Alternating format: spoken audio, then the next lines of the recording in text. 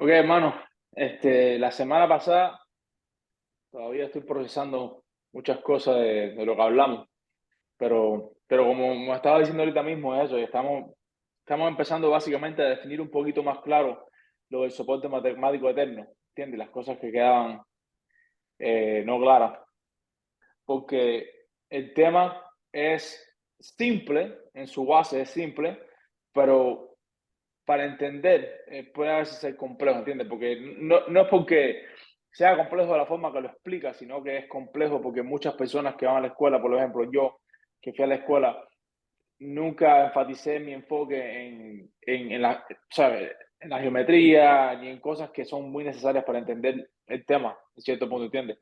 Entonces yo creo que lo que estaba diciendo ahorita tú es bueno que repasemos un poco lo que hablamos la semana pasada y lo damos un poquito más abierto para a lo mejor yo pueda formular preguntas que quizás otras personas puedan tener también con lo de los símbolos y eso. Sí, lo que tenemos a nuestro favor es que aunque en la infancia no le prestamos atención o quizás ya pasaron años y se nos olvidaron, lo importante es que como la información es visual, o sea, la información está en el lenguaje que estamos acostumbrados a ver las cosas. Como cuando te pongo un ejemplo, ¿no? Vemos una flor y yo no he pasado curso de diseño ni nada, pero soy capaz de percibir la belleza. Y belleza son estos, son órdenes matemáticos. O sea, que como el lenguaje está en esa forma de percepción que todos tenemos, no dependiendo de qué formación consciente tenemos de conceptos. Entonces, tenemos dos cosas a nuestro favor, que la información es visual, todo el mundo la ve en ese lenguaje que todos tenemos hasta cuando vemos una película, fíjate, cuando vemos una película, y si es la película de King Kong y si el mono no está bien hecho, todo el mundo se da cuenta que el mono está raro, que parece un aparato, ¿ves? Porque todos tenemos esa capacidad de análisis de los órdenes visuales. Y la otra ventaja que tenemos es que como estamos en la área informática, ya este lenguaje es la costumbre ya desde que un niño nace, tiene un teléfono en la mano, ya todos, aunque no estudiemos ingeniería de información, hoy en esta área informática, ya esta sociedad tiene una mentalidad funcionalizada con los sistemas de información de forma inconsciente, pero ya pensamos así. Por eso ya el tema viene acorde al tiempo que estamos viviendo. Esa es la idea. Entonces ahí voy a poner el screen, vamos a hacer un repaso, ahí interactuamos. Porque, claro, el tema es un tema que nunca se habla y es algo que es nuevo. Y a pesar de que es visual y que está en el contexto de la forma de que socialmente estamos organizados, es algo que es nuevo y siempre conviene, hacemos eso. Voy a compartir aquí en el screen.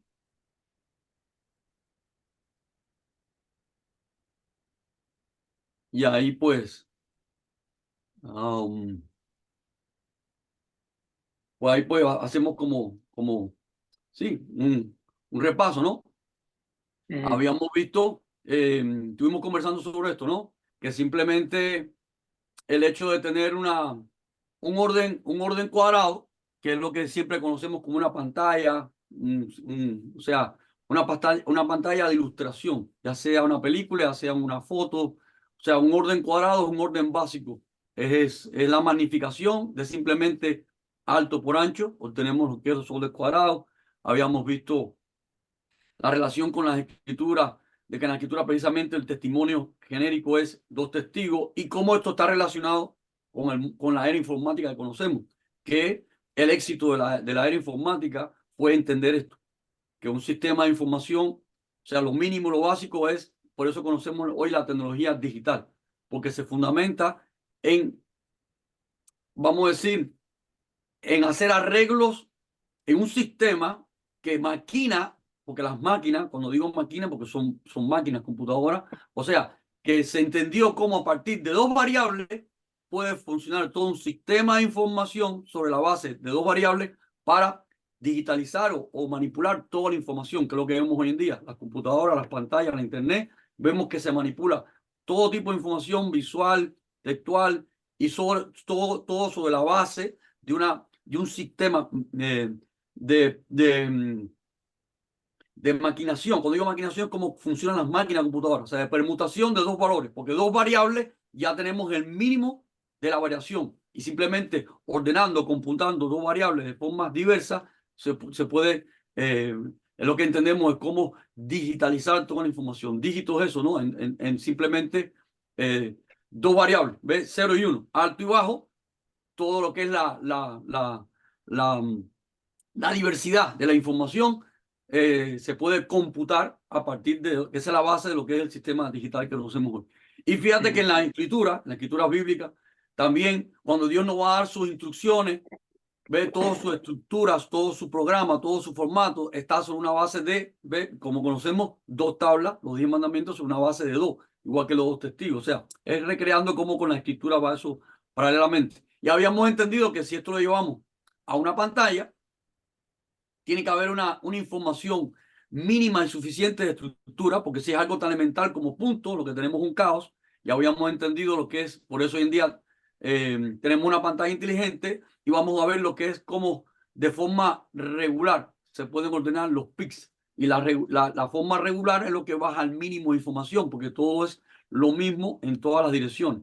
Y habíamos visto todas las distintas formas en que las distintas pantallas, ¿no? Los distintos diseños, van matemáticamente a esos órdenes, porque no existe, o sea, en un plano, en el caso de una pantalla, son los órdenes básicos regulares de cómo llenar un plano. Por ejemplo, miramos el piso de las casas, cómo teselar, cómo azulejear, cómo llenar de loseta un piso de la casa, y el que más estamos acostumbrando a ver es las losetas cuadradas. Pero se puede eso es lo que se llama teselar, ¿no? Enlosar un piso, un plano, con los arreglos regulares, como igual que vemos que una losa se repite igual, losa cuadrada se repite igual, también las únicas formas matemáticas son el triangular, el hexagonal y el cuadrado, y vimos que los píxeles en una pantalla, precisamente los patrones en las distintas pantallas, siguen estas regularidades. ¿Por qué? Porque matemáticamente no existen otros órdenes básicos. Y esto cuando lo llevamos ya salimos de la pantalla, ¿no? Del plano y vamos a la tridimensión, que es como entonces pixelar todo un espacio tridimensional. Eh, Vemos entonces la correspondencia con todo lo que, eh, con todo el lenguaje bíblico. Vemos esa correspondencia desde el plano hasta la tridimensión, que el lenguaje bíblico, desde que empieza la escritura, empieza con el orden en plano. Bueno, habíamos visto la semana de la creación, que precisamente tiene ese lenguaje. O sea, nunca habíamos entendido por qué la Biblia tiene ese lenguaje extraño, esa estructura. Cuando digo extraño es porque no interpretamos. Por ahora que estamos en la era informática, estamos viendo que es ese lenguaje extraño de órdenes, de número de patrones, es congruente con lo que es hoy entendemos en el mundo moderno, en la era informática, los sistemas, o sea, los soportes de información, que es lo que estamos viendo. La Biblia empieza con una descripción de este patrón en el plano, que es la génesis de toda la escritura, porque Génesis es la base, el fundamento. Está descrito cuando vemos, cuando digo el patrón, me refiero a la parte matemática, no es 6 días que van a reposar en un séptimo, que ese séptimo día es el reposo, es el propósito. Y ya entendíamos cómo la congruencia, ¿no? Que cuando empaquetamos estos píxeles, ya sean círculos o en el espacio tridimensional esfera, pues es la regla que se define, ¿no? Los 6 que reposan en un séptimo. Y eso define el propósito general, que es esa estructura, que matemáticamente es esa y no otra. Esto es importante, porque si tenemos que matemáticamente no existe otras bases de información, tenemos que esta es la base, la piedra angular, el fundamento de información de todo lo que ha existido en la eternidad. Existe y conocemos la creación y va a existir en toda la eternidad en el futuro, porque es que matemáticamente se invalida otra estructura básica, o sea, otra estructura que sirva de soporte de información. Y esta es lo que habíamos visto en la escritura, que en Génesis empieza con esta esencia básica del plano, pero en la medida que va creciendo el proyecto de Dios, aparece una nación que es Israel, que son 12 tribus bajo la directiva de él. O sea, ¿qué significa bajo la directiva? Que estas 12 están alrededor de sus comandos, y es lo que ocurre cuando llevamos este patrón a la tridimensión, que encontramos que entonces, si en el plano eran 6 esferas alrededor de una, en la tridimensión son 12 esferas alrededor de una, porque podemos poner, al ya tener o sea, en la tridimensión tenemos ya, no estamos limitados al plano, podemos poner ya esferas por arriba, por abajo, y obtenemos este patrón que es un ordenamiento cúbico, porque las esferas se van a distribuir según las posiciones de una matriz cúbica. Y todo termina, o sea, este soporte matemático eterno ya en la tridimensión termina en una estructura y en un patrón cúbico. Y es que estábamos hablando de los órdenes en cuatro. Como los órdenes en cuatro son una generalidad en la Biblia desde el principio hasta el final, desde el principio de que aparecen los cuatro ríos, después al final ya tenemos la Nueva Jerusalén y siempre estamos viendo cómo la relación de todas estas otras estructuras, como la semana en siete y las tribus de Israel, que son 12 alrededor de uno, todo está vinculado con un orden general cúbico y al ser cúbico es una distribución de orden en cuatro. O sea, que todo es una descripción, es la riqueza de descripción de un evento general. Por eso Dios le dice a Moisés, no le puedes quitar ni poner. Porque si la adicionas, estás añadiendo una fantasía, un ruido, y si le quitas, le estás quitando la esencia de todo este sistema, de toda esta estructura de verdad. ¿Por qué estructura de verdad? Porque es un soporte de información, repito, de todo lo que pueda existir, existe y va a existir. Y esto nos da una evidencia que la Biblia, o sea, la Biblia por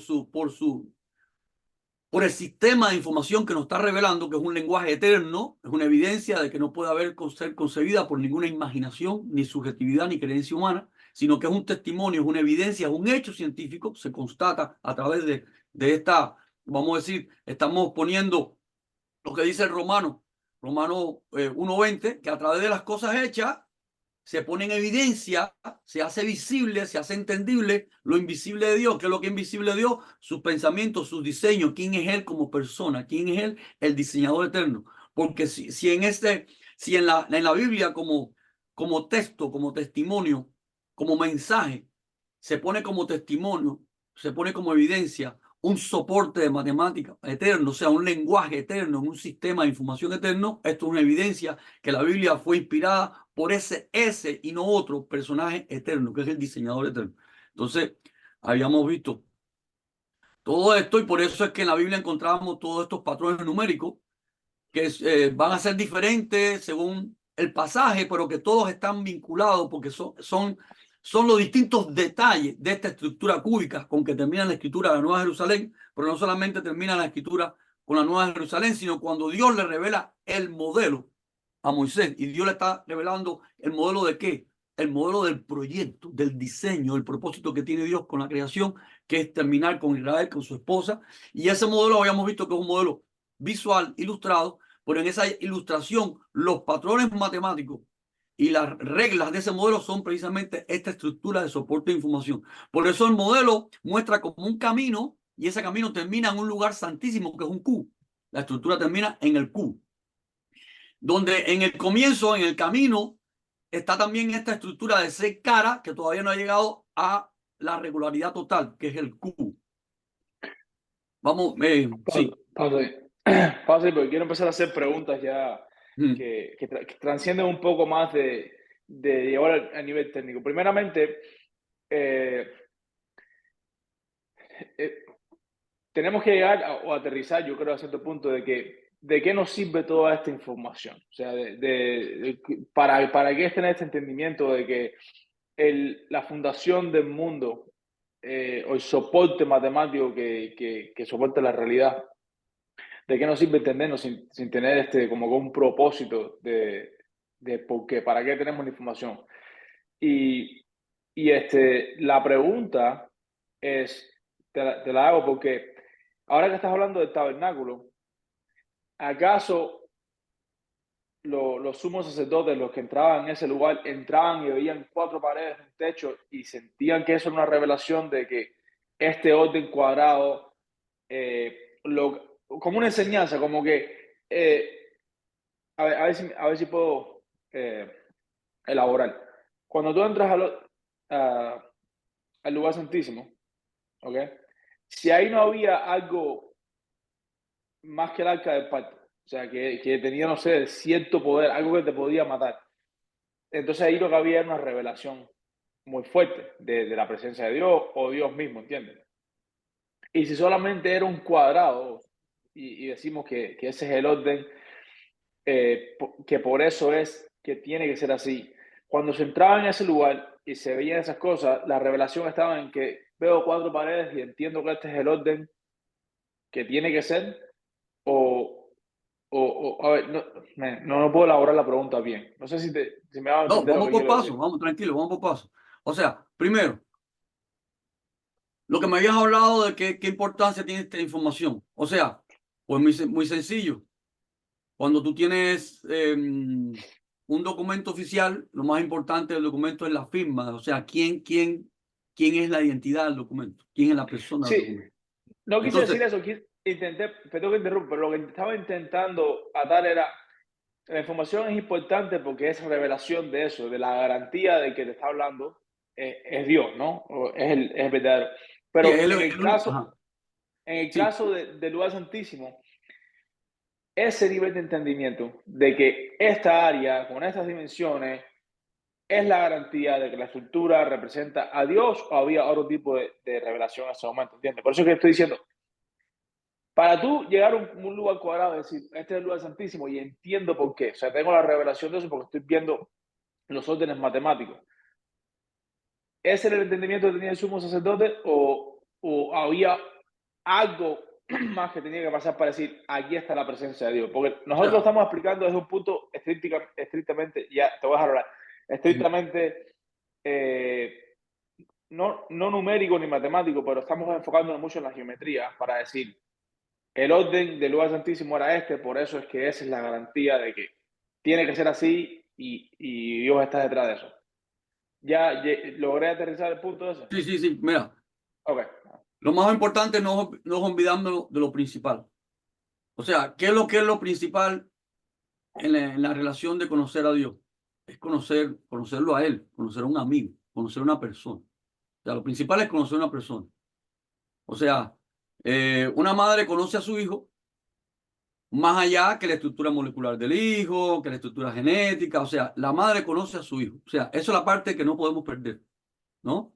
Entonces, el sumo sacerdote, primeramente, era el hombre que, como líder, como sacerdote. ¿Qué significa sacerdote? Un servidor.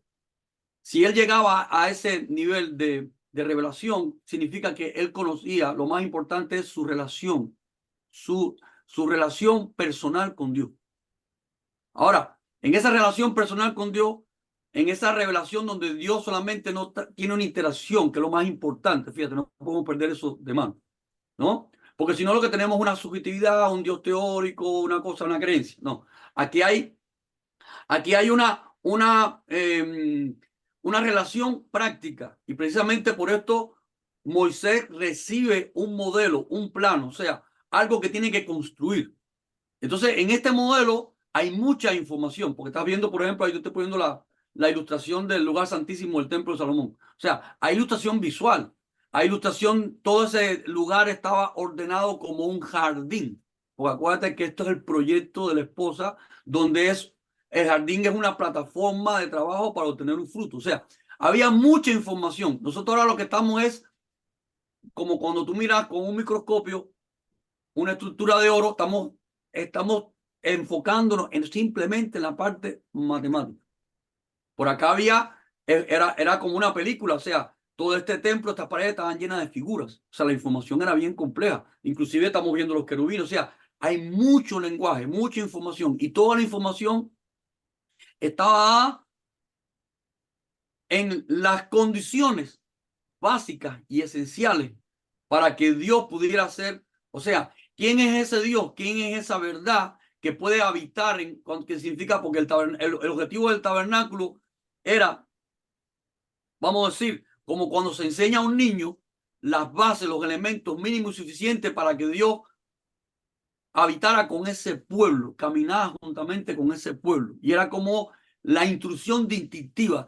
¿Quién es esa persona que está caminando contigo, que hace un equipo contigo? Entonces, aquí con respecto a ese tema, hay mucha información. O sea, lo que estamos ahora separando dentro de esa mucha información, que la primera parte más importante es el vínculo de relación del sacerdote con Dios. Recordemos que el padre de la fe, o sea, cuando digo el padre de la fe, porque es el que, vamos a decir, a partir de lo cual se genera este pueblo, que tiene una relación con Dios. ¿Quién es el padre de la fe? Ahí está la respuesta, un amigo de Dios. Esto es lo más importante. Yo soy amigo de Dios y por ser amigo de Él voy a empezar a crecer en su sabiduría y su conocimiento. Ahora, en los aspectos de la sabiduría y los conocimientos de este gran ser que es el diseñador del universo, va a estar la marca de que esta sabiduría no es humana, porque hay una revelación, o sea, el lenguaje de la esencia del modelo, el lenguaje no va a estar en cualquier distribución matemática, porque distribución matemática yo puedo encontrar en todo. Yo voy Es a ahora, lo que me refiero, es a lo o que me sea, yo voy refiero, porque ahora a la pirámide de Egipto y están llenas de patrones matemáticos. Yo voy ahora a todo lo que existe tiene una distribución matemática. Pero sí, acá, sí. pero es a lo que me refiero, es esa parte de que entra en conflicto con la escritura, de que Dios no habita en templo hecho por hombres, ¿entiendes? Entonces, si yo entro a un lugar y, y veo que, ok, no es un templo mega complejo con líneas curvas y cristales, como una iglesia católica sería, ¿no? Es un cuadrado. Y digo, funciona, ok, está bien, es un lugar donde hay una enseñanza aquí, pero no necesariamente la distribución matemática de que es un cubo perfecto. Entro yo y digo, ah, ok, estoy entendiendo algo, o sea, ¿cómo es esta información?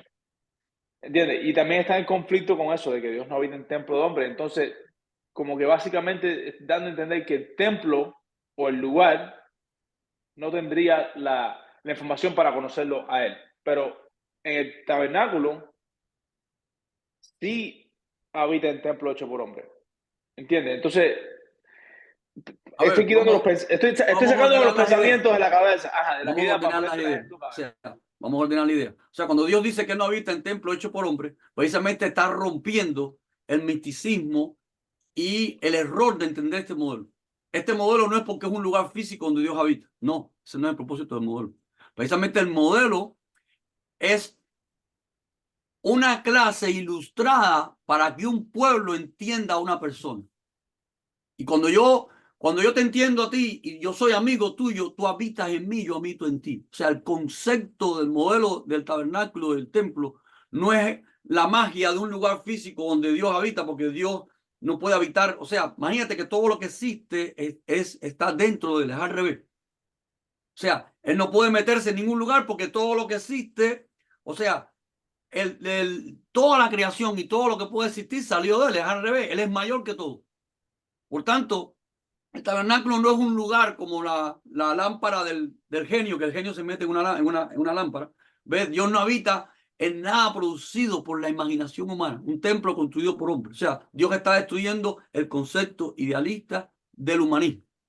Las creencias construyen cosas para que entonces Dios está aquí y no está en otro lugar. No, el modelo del tabernáculo es una enseñanza para un pueblo, una enseñanza ilustrada de cómo era el principio. Y lo más importante en esta enseñanza ilustrada es que en esa enseñanza tenía tres proyecciones de entendimiento. Una era personal, una era el entendimiento del pueblo y otra era quién es él como el alfarero que está procesando, educando a ese pueblo.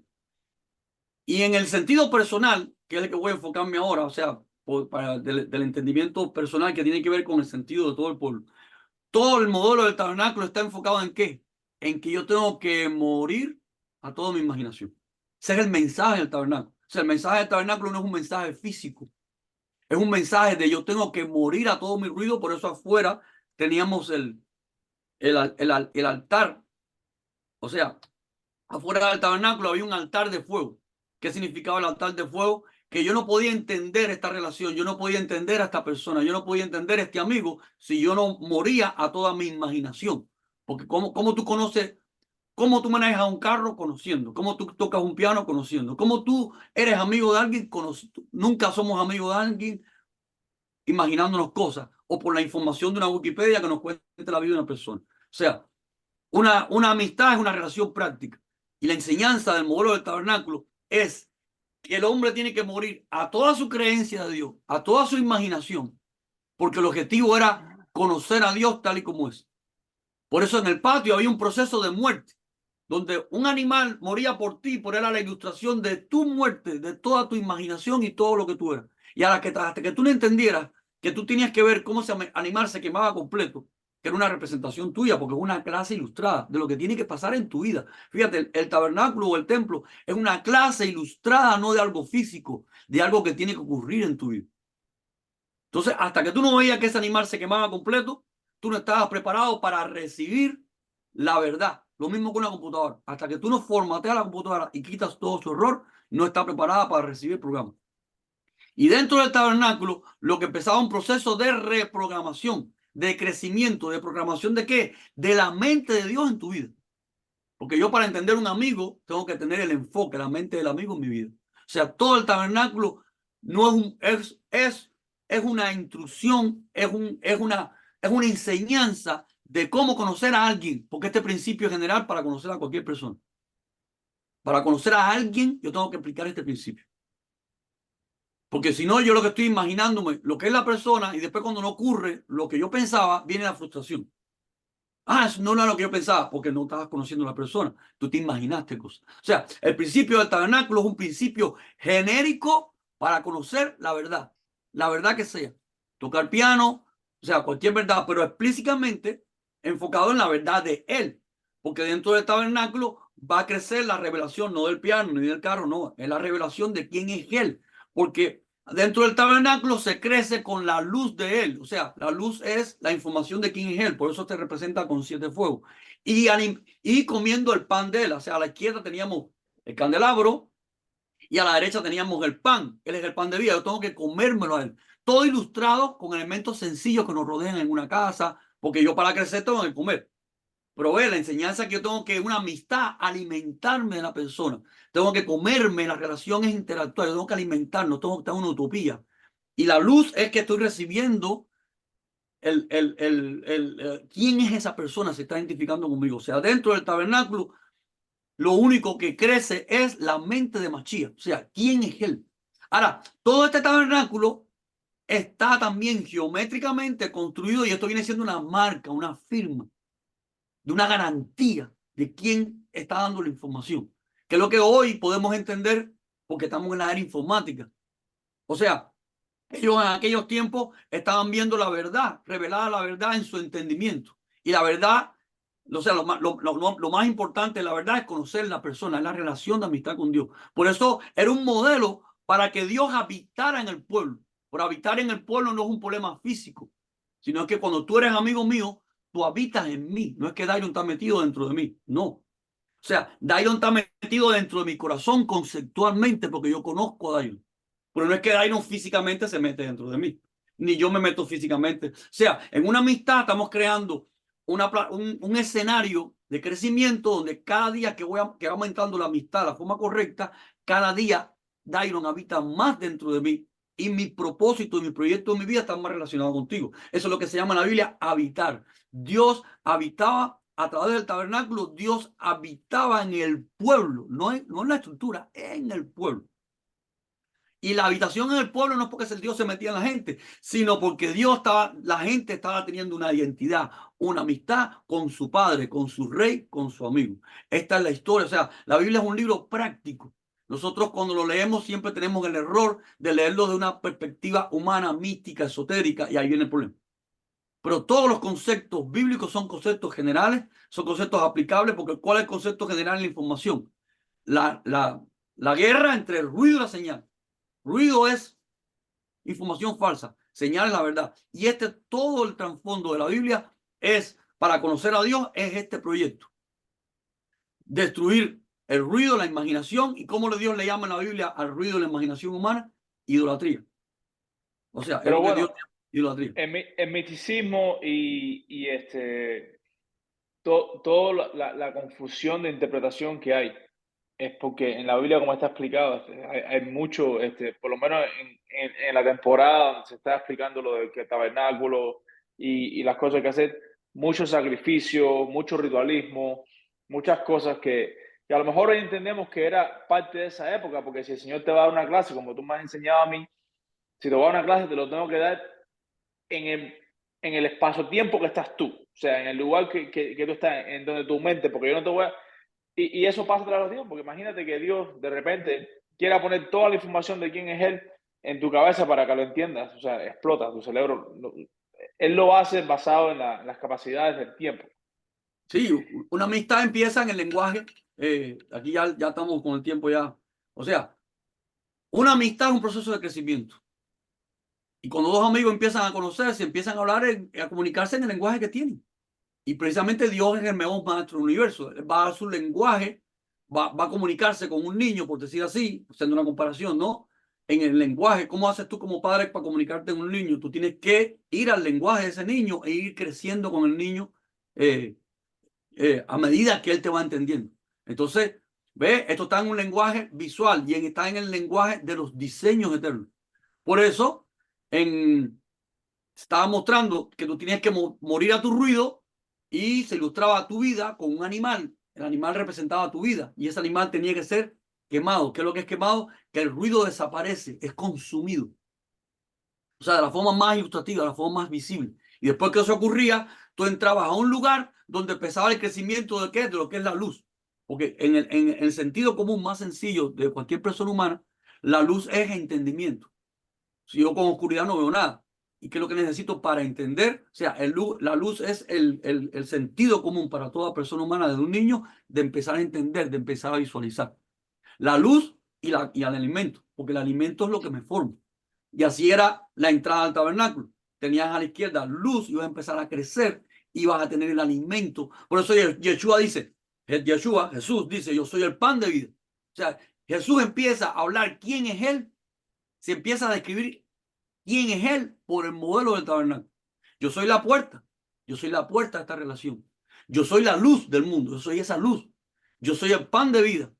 Yo soy el camino, porque ese tabernáculo era un camino, una calle de oro. O sea, todo lo que Yeshua iba diciendo, yo soy, yo soy, yo soy, yo soy ese amigo que desde aquel tiempo estableció un modelo de enseñanza para que esta nación me conociera. Y ahora lo que se está presentando, ahora está caminando ya juntamente con ellos en la tierra. Pero previamente a esto preparó durante siglos que el pueblo fuera entendiendo quién era el que iba a venir, cuál era el modelo para conocer a esa persona. Y esa persona cuando viniera se iba a identificar con ese patrón. Yo soy vamos a decir, la manifestación viva aquí entre ustedes de ese proyecto, de ese amigo que venía caminando con ustedes desde aquel tiempo. Entonces, hay muchos sistemas de información en este tabernáculo. O sea, pasa que estábamos nada más estábamos enfocados en la parte matemática, porque empezamos en los capítulos que llevamos, que estábamos describiendo la importancia de lo que es, cómo es el patrón 4 en la matemática como un sistema de información.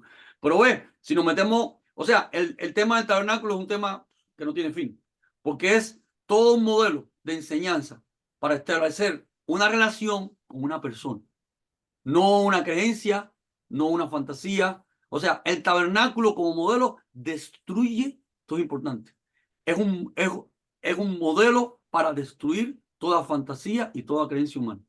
Es un modelo que eh, o sea, esto es muy importante. El modelo está descrito en un lenguaje de sistema de información eterno. ¿Cuál es el lenguaje del sistema de información interno para obtener la señal dentro del ruido? Formatear, borrar el ruido, minimizar el ruido y establecer la señal.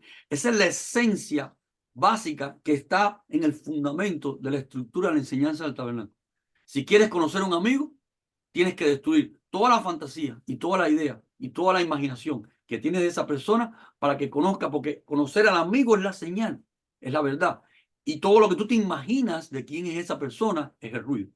Entonces, lo más importante es esto que evidencia, una vez más, que la Biblia es un lenguaje, es un testimonio escrito del Eterno, es porque en todo tanto como en la semántica textual, lleva un fundamento de sistema de información eterno, como en estos patrones matemáticos, que es lo que estábamos tratando de ilustrar y visualizar, y darle importancia por qué son estos patrones matemáticos y no otros. Porque, repito, en toda arquitectura, en todo edificio, en toda cosa que existe, hay un patrón matemático. Todo lo que existe tiene un patrón de matemático, porque matemática no es más que el lenguaje de las relaciones abstractas. Yo agarro todo lo que existe, hasta el ruido, la churre, lo que desechamos. Yo agarro ahora el excremento, todo tiene un patrón matemático. Ahora, la pregunta es, ¿quién es el que tiene el soporte matemático de toda la información? Ahí hay una marca, porque no es cualquier patrón matemático. Es aquel que es el soporte de la información. Entonces, lo interesante de esto es como el tabernáculo, siendo un modelo que garantizaba que un pueblo conociera quién es su rey, quién es su amigo, quién es su padre, el modelo en la forma semántica estaba descrito bajo estos formatos de teoría de información eterna y en la forma matemática hoy podemos entender. Hoy nosotros podemos entender porque estamos en la era informática. Hasta donde ellos entendían, eso era algo personal entre ellos y Dios. Pero lo más importante que ellos tenían que ver es el amigo. Como cuando tú ves una flor. Mira, cuando tú ves una flor, lo más importante que tú recibes creo que es la belleza. Eso va más Ujú, allá de tu análisis consciente de las reglas estrictas matemáticas de la estructura de la flor. No, lo que más tú recibes es la belleza. Y esto es importante, porque la belleza lo que te da un mensaje de la gloria de ese diseño. Porque la belleza lo que te da es la capacidad de admiración. Tú dices, wow, ahí hay algo ahí maravilloso, tremendo. Eso es más importante que ya que conscientemente pasar todo por, no sé, 20 años de un estudio de diseñador, hacerte un especialista en diseño y entender todas las reglas matemáticas de la simetría de la flor, de lo que hace que ese orden te haga esa sensación de que, wow, la flor es bella. Como cuando escuchamos una canción, cuando escuchamos una música, todos decimos, wow, qué maravillosa esa música. Y eso no quiere decir que seamos músicos, que entendamos las reglas de la música, pero recibimos el mensaje, la gloria, y esto es importante, porque todo el que entraba al tabernáculo veía un mensaje de gloria. O sea, imagínate, mira la imagen que estoy poniendo ahí, el lugar santísimo. Era, entrabas como la eternidad, todas las paredes estaban talladas como en un jardín eterno, como en un paraíso. O sea, el mensaje del tabernáculo al final era como un, o sea, en la información visual, la información general, lo que mirabas era un jardín eterno, un paraíso. Porque es como una, vamos a decir, como la misma premiación que tengo cuando veo una flor, que siento placer, que veo belleza. El mensaje del tabernáculo integral mostraba gloria, mostraba la sensación de que estoy viendo algo eterno, estoy viendo la gloria del creador de los cielos y la tierra. Por eso, fíjate, en las paredes estaba adornado con patrones que tienen que ver con los cielos y la tierra. ¿Cuáles son los patrones más generales de cielo y tierra? Jardín, fruto y bueno, el modelo de querubín como el siervo general, o sea, los ejércitos eternos de Dios, ¿ve? Por eso estaba lleno estaba recreado con un patrón de jardín y en ese jardín estaba ilustrado en sus paredes, como está viendo en esa figura, ángeles, siervos, o sea, cosas celestiales. ujú. Bueno, Pero bueno, el tiempo vamos se a, nos vino volando. vamos a parar ahí y creo que es muy importante que, y ahora para las próximas clases, empecemos ya empezamos en el core, o sea, en lo más profundo de la explicación, yo creo que llegamos a lo más simple de la estructura y empezar como que a trascender un poquito más a lo que tú dices, a lo más importante. ¿Cómo es que todos estos mensajes nosotros vemos y o entendemos o nos confundimos?